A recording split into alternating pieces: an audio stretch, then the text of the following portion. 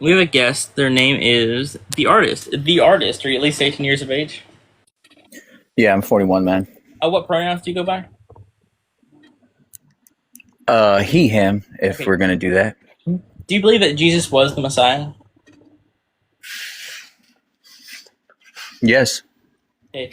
Could you name me a single prophecy from the Old Testament that you think he might have fulfilled? Yeah, he fulfilled over 365, Yeah, and he still fulfills yeah, the prophecy to name this one. day. Name one. You can Google it and you see it. I have, and I've looked into them, and he fulfilled exactly 0, not 1. If that is your choice, your standpoint, your claim, or your perception on what you read. Would you like me to No, demonstrate? you don't have to demonstrate. I read the same thing as you. In Matthew 1, Can you please read 2 Thessalonians for me? Hold on, we're gonna do this because you're not gonna run away from this. I'm gonna hold your feet to the fire on this one.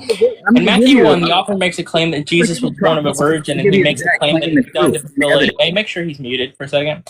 In Matthew 1, the author makes a claim that Jesus was born of a virgin, and he says it was done to fulfill a prophecy. Behold, the virgin shall conceive and bear a son, and they shall call his name Emmanuel. Where would I find that prophecy at, Artist? You know exactly where it's at. Let me ask you this: if you are a Christian, are you a Christian? No, I'm an atheist. That's why I used to be a Christian, but now I'm not anymore because I actually if you're an atheist, excuse me, let me say something. If you are an atheist, a true atheist, and you don't believe, or you have a lack of belief, say you're struggling, right? And you want evidence, you want proof, you want claims and stuff like that. Go to Second Thessalonians. Don't care about Second Thessalonians. I'm asking you about this. You must not care about your salvation. You're running, artist. You're running. You're running now. I'm posting this on YouTube after the fact, and everybody's going to see you running from me. What a game. So in Matthew 1, the author makes a claim that Jesus was born of a virgin. He makes a claim that it was done to fulfill a prophecy. Behold, the virgin shall conceive and bear a son, and they shall name him Emmanuel. That prophecy doesn't actually exist. There is no prophecy about a virgin birth. Not one. Clothe yourself in patience, artist. Yeah. Do what your God said and clothe yourself in patience. Colossians 3. Games in great debate, or. So, well, the reason the reason this is happening like this is because you're not engaging in the conversation. That's okay. No, I'm engaging. I really am. So name a prophecy. Logical conversation. If we had a real logical conversation, me and you, if we sat down and had a real logical we're trying to have a logical conversation right now, and you're running from it. So what's the context of Isaiah 7? Do you know? Monitors are controlling what I say. Either stop or go. No, I'm not. I'm letting you say what you want to say, but I need you to answer my specific question. Can you tell me what the context of Isaiah 7 is? I am answering your question, and you are derailing, and you are stepping back. You are doing what of Isaiah 7. You're running, artist. Wah. That's all we hear. Wah. And then there's a second person who judges. There's two. You and him. That's two. That's twice now. What's the context? You're dealing with me right now. What's the context of Isaiah 7? What's it say? The context of Isaiah 7 is that there are two kings, Reason and Pekah. I knew you didn't know this. I every time I ask somebody what the context is, 9 times out of 10 they'll say, I don't know what the context of Isaiah 7 is, but they sure think that it's about a virgin birth, even though it's not. So the context of Isaiah 7 is that there are two kings, Reason and Pekah. Reason is the king of Syria, Pekah is the son of Remaliah, and the king of the northern kingdom of Israel, he's the king of Ephraim. So these two kings have formed an alliance, and they're going up against the king of Judah, King Ahaz. At the beginning of the chapter, they attempted to siege Jerusalem, but they failed to actually conquer it. But when Ahaz and his people learn that these two kings are against them, they're shaken. So God sends the prophet Isaiah to Ahaz to reassure his faith. And this reassuring of faith comes in the form of prophecies that are about the destruction of the kings. One of these prophecies is in Isaiah 7:14-17, and it reads, Therefore the Lord himself will give you a sign. Look, the young woman is with child and shall bear a son and shall name him Emmanuel. He shall eat curds and honey by the time he knows how to refuse the evil and choose the good. For before the child knows how to refuse the evil and choose the good, the land before whose two kings you are in dread will be deserted. The Lord will bring on you and on your people and on your ancestral house such days as have not come since the day that Ephraim departed from Judah, the king of Assyria. The prophecy is that there's a young woman. The Hebrew says she's a young woman. It says, Hineh ha'al machara. It is, look, the young woman is pregnant. So you have two problems. The first problem is she's not a virgin, and the second is that she's already pregnant when this was written, because that's what the word hara means. The word hara is an adjective, and it's a word you apply to a female who's already pregnant in the book, in the Hebrew. So when it's used as an adjective, anyway. But the other context is that she's going to give birth to a son, and by the time her son is old enough to know right from wrong, the two kings will be defeated by the king of Assyria. That's what the prophecy is about. This is a prophecy about the Assyrian invasion. The author, Matthew, was an idiot. That's your standpoint, and you know I'm not here to disagree, and I'm not know why he was wrong. I'm here to give you truth. I'm here to give you truth, and I'm here to give you fact. He just wants to proselytize. So, artist, do you know why the author made this mistake? This is actually very pivotal for why he made this mistake. Would you like to know how? And Jesus never made any mistakes. You haven't. We'll get to that next. We'll get to that next. You've never read Matthew 22, apparently. I've read Matthew. I've read Mark. I've read Luke. I've read John. So the author of Matthew made this mistake specifically because he's reading the Greek Septuagint, but he's reading it with Koine Greek eyes. Because he doesn't know classical Greek, he only knows Koine Greek. So the Septuagint was written in classical Greek, but he doesn't speak classical Greek, he speaks Koine Greek. The word Parthenos, there's a very wide semantic range of the word Parthenos in classical Greek. In classical Greek, the word Parthenos can mean a young woman, it can mean a virgin. The word itself doesn't actually tell you anything about this person. You have to look at context for that. It actually says, it's a mistranslation here in the King James as usual. Therefore, the Lord himself gave you a son. Behold, a virgin. Yeah, it doesn't say that. Conceive. That's what it says in my King James version, but you know it's a mistranslation already. King James is the worst version. All right, yeah. King James is the worst one. So the reason the author of Matthew made this mistake is because the author of Matthew, he doesn't read classical Greek, but the Septuagint was written in classical Greek. He knows Koine Greek. Now, there's a wide semantic range with the word Parthenos in classical Greek. It has a wide semantic range.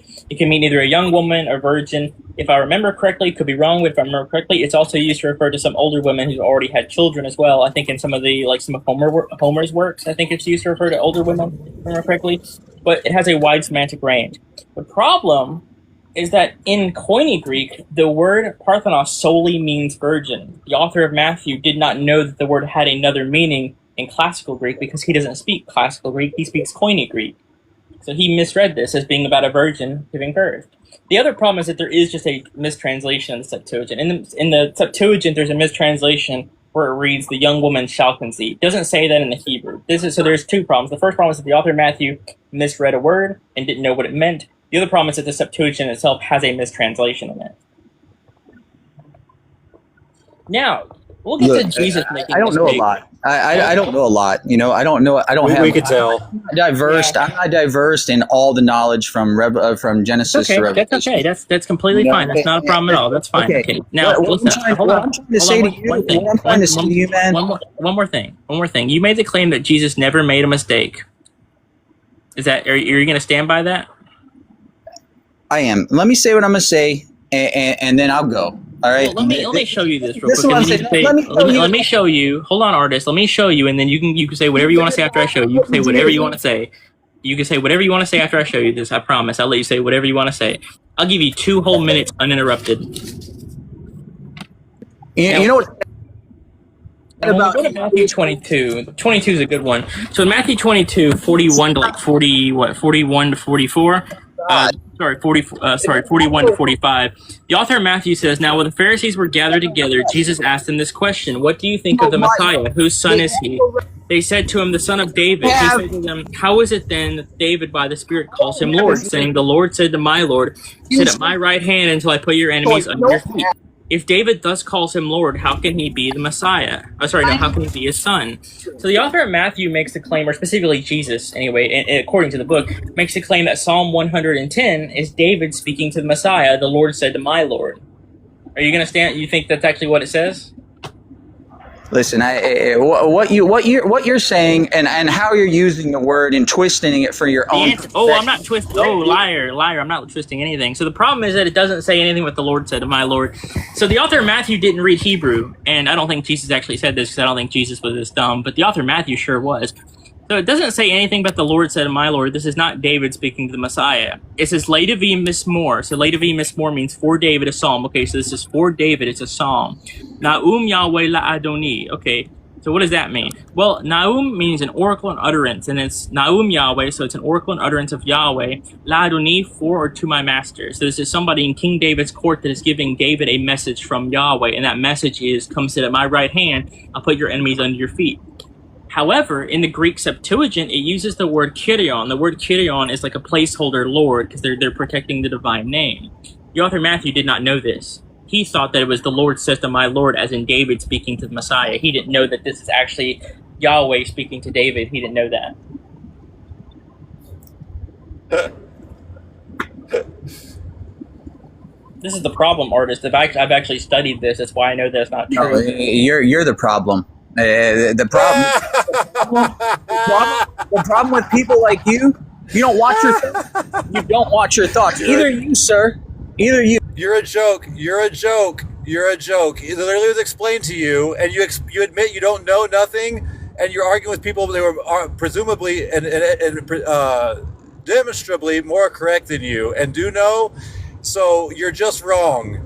No, I'm exposing the truth. Okay, that's what I'm doing. There's nothing being.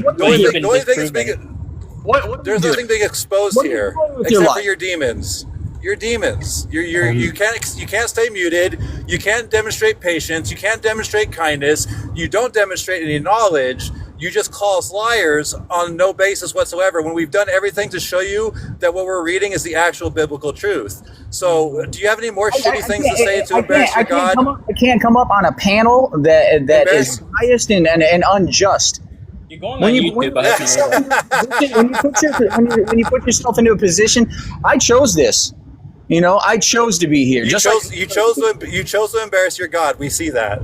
No, I never embarrass my God. You have. If I was your God, I'd be. There's a difference between standing and embarrassment.